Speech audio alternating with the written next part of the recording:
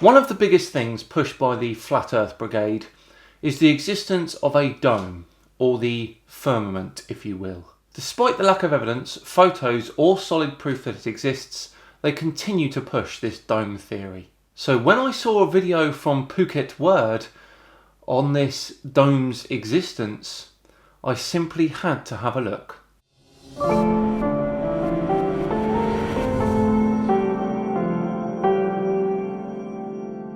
Hello all and welcome to another episode of Flat Earth Friday with me, Simon Dan. Thank you very much for joining me. Before we begin, if you are in or around the Southall area of London next weekend, the London Air Ambulance charity are hosting a fundraising tea party. Looks like they've got lots going on, so if you're free, please do consider popping down. Right, back to today's video, and it seems that Phuket Word has come up with a theory. Now I'm going to be reserved and say that it's not very traditional, but we'll give them a chance. Here we go. Hello, Flat Earth researchers, debaters and debunkers. Just having some thoughts about the colour of our beautiful blue sky up there. Reminds me of the colour of liquid oxygen, liquid nitrogen, and I just wonder if that's what eventually happens when we get up high enough, is that we enter into this liquid layer. Okay, first off, liquid oxygen does have a pale blue colour, but liquid nitrogen is colourless, and nitrogen is the main constituent of our atmosphere. Secondly, it really isn't that hard to find out why the sky is blue. Just so we're all on the same page, it's because of a phenomenon called Rayleigh scattering. The nitrogen and oxygen in the atmosphere scatters sunlight in all directions, but the light with shorter wavelengths is scattered much more strongly. This is the blue light, which means the sky will look blue because of that scattered light. You just go and have a look for pictures of liquid oxygen and liquid nitrogen, which is obviously apparently what most of the air is comprised of. Then it is this blue colour. Except nitrogen, which isn't. Is that your theory debunked already? So I figure that perhaps as you get higher up, you get less and less pressure, it gets colder and colder, and in some kind of electromagnetic way, you end up getting liquid gases. In all of the time I've been running this channel, that right there was the worst scientific sentence I've ever heard. Let's hear it again.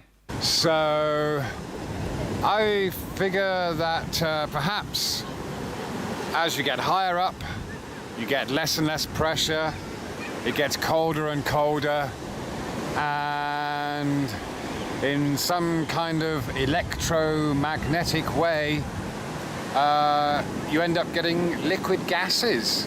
You can even hear the self-doubt in his voice. Come on, Phuket Word. Clearly your heart's not in this anymore. Let's give it up, eh? For clarity, the boiling point of oxygen is minus 183 degrees C, and the boiling point of nitrogen is minus 195.8 degrees C. The coldest part of our atmosphere has an average temperature of minus 90 degrees C.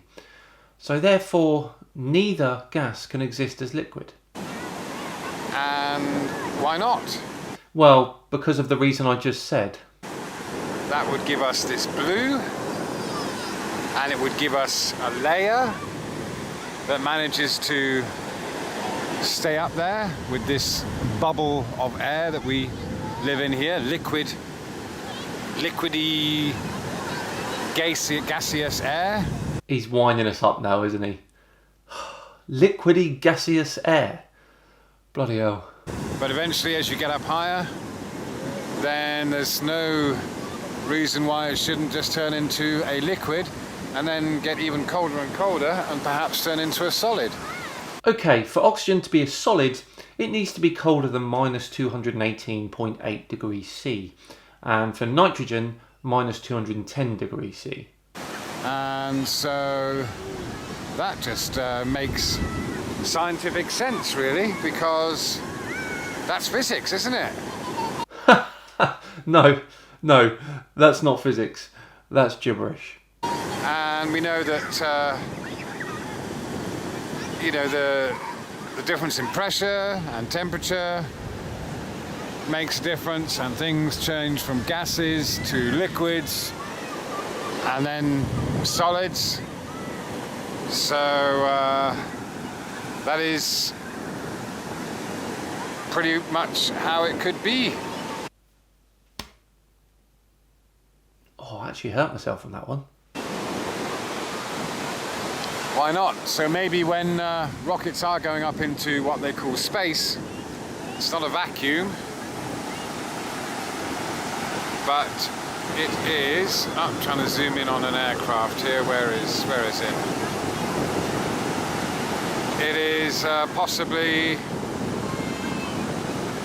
liquid.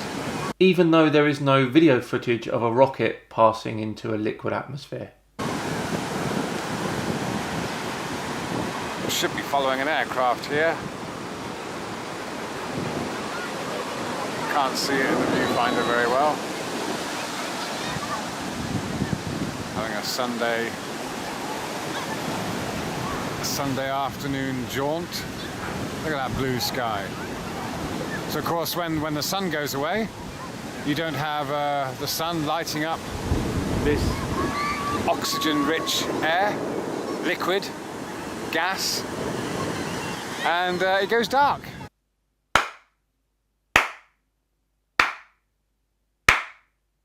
And out come those stars in that layer of liquid. And as far as I understand,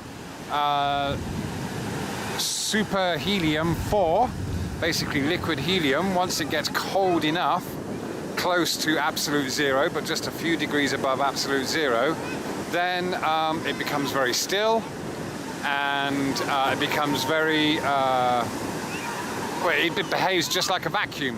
If he's referring to helium-4, an isotope of helium, when it's in superfluid state, then I think he is biting off a little more than he can chew. Basically, it can also be, if you stir liquid helium in a cup, then it will continue stirring. It will just continue going forever and ever because there is no friction.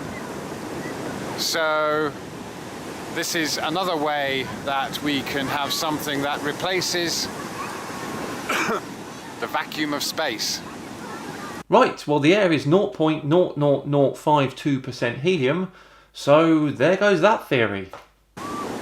We know that it's pretty much impossible to have a vacuum, but to have a liquid there somehow makes a lot more sense.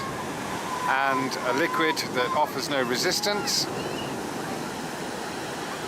helium, heat doesn't transfer through it either, apparently, as far as I'm aware, and it does have gravity-defying properties, and also liquid oxygen becomes magnetic, so you have all these physical properties of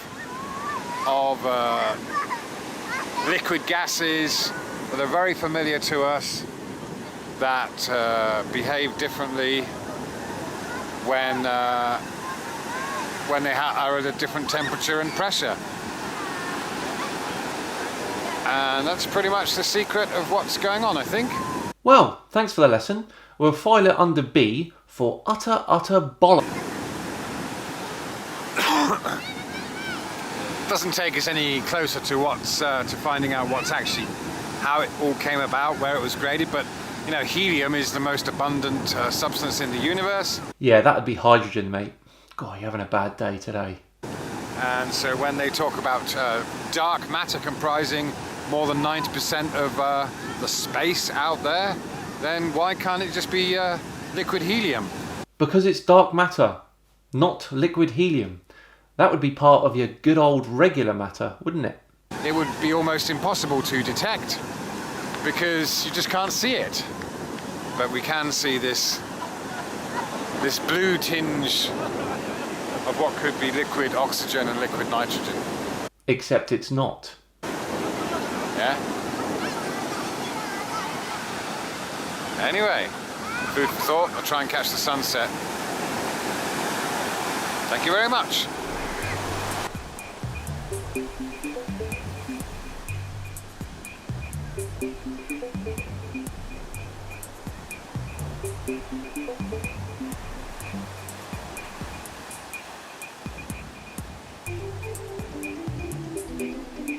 Quite amusingly, Phuket Word then spends the next 4 minutes filming the sun setting.